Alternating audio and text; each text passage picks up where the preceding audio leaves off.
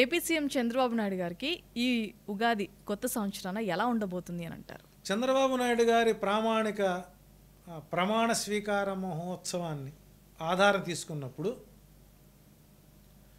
మంచు లగ్నాల్లో ఆయన ప్రమాణ స్వీకారం చేశారు.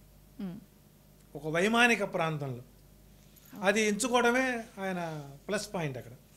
సో ప్రస్తుతం సరే, సహజంగా ప్రతిపక్షాలు విమర్శిస్తూనే ఉంటాయి, జరుగుతున్నాయి, రాజ్యాంగాలు మారుతున్నాయి, ఇవన్నీ పక్కన పెట్టి పరిపాలనా పరంగా చిన్న చిన్న ఒడిదుడుకులు తప్ప నవంబర్ నెల నుంచి పూర్తి స్థాయిలో వారిపై తాత్కాలికంగా ఉన్న ప్రజా వ్యతిరేకతను కడిగే విధంగా అమరావతి రాష్ట్ర నిర్మాణానికి పునాదులు పడే అవకాశాలు ఎక్కువ ఉన్నాయి.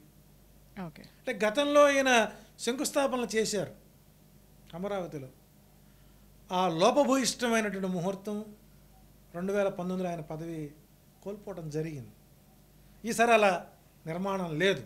సో కాబట్టి నవంబర్ నెల నుంచి ఆంధ్రప్రదేశ్ ప్రభుత్వం పూర్తి స్థాయిలో అభివృద్ధి దిశగా ప్రయాణమవుతూ ప్రజా వ్యతిరేకతని ప్రక్షాళన చేసుకుంటూ బళా అనే విధంగా ఆయన గ్రహస్థితులు గమనం కొనసాగుతుంది.